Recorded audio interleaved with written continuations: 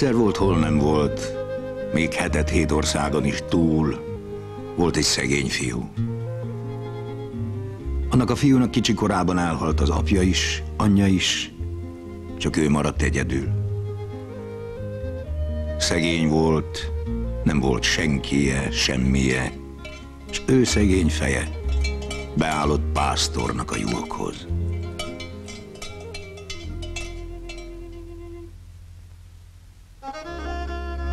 Örökké ott pásztorkodott, amíg el nem jött az idő, hogy el kellett menjen katonának.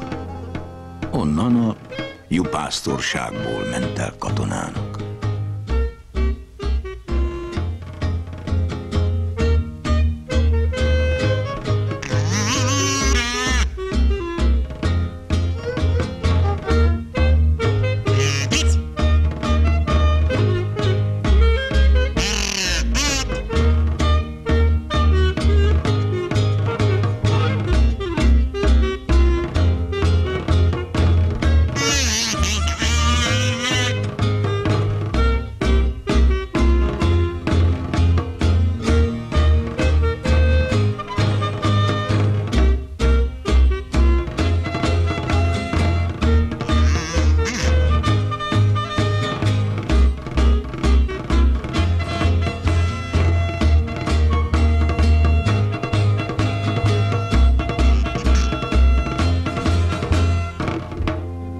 Kitöltötte a 3 évet, és mikor hazajött, hát azt se tudta szegény, hogy merre nézzen, olyan szegény volt.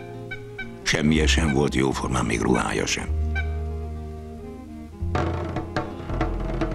Volt egy úriember, annak volt 30 fejős kecskéje. Kihirdette, hogy neki kell egy pásztor, aki nappal őrzi a kecskéket a mezőn, este, reggel, délben megfeji, az ólakat rendben tartja.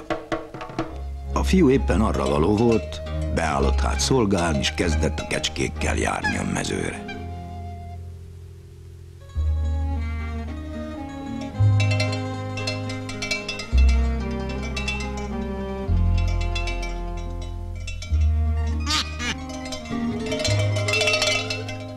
Na de a fiú szemes volt, ügyes volt, a katonaságnál rangja volt, felvitte szakaszvezetőségig, kezdett a kecskékkel is katonásan beszélgetni kint a mezőn.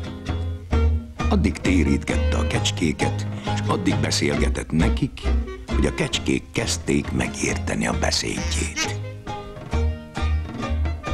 Ácsorgatta ide őket, ácsorgatta oda, meg így, meg úgy, úgyhogy kevés idő múlva a kecskék megszokták a vezény szavakat.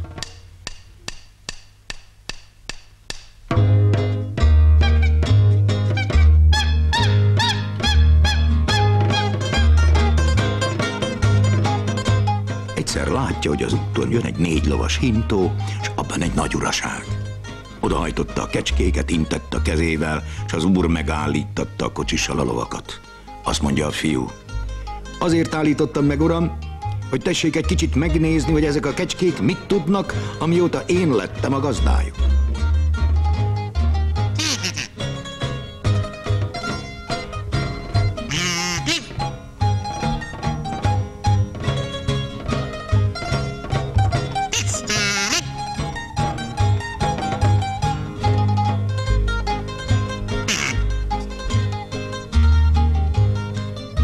Az úrnak a hintóban nagyon tetszett.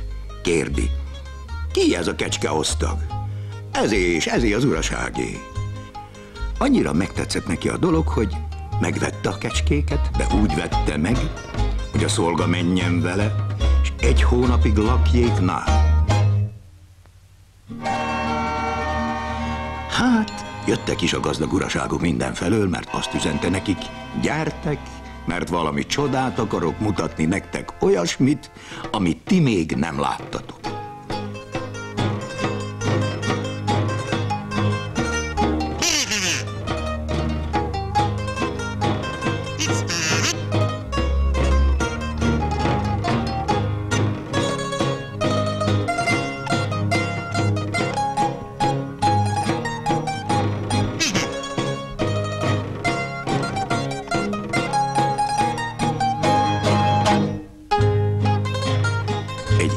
országbeli úr annyira megszerette, hogy kérte, adják neki, és az úr odaadta.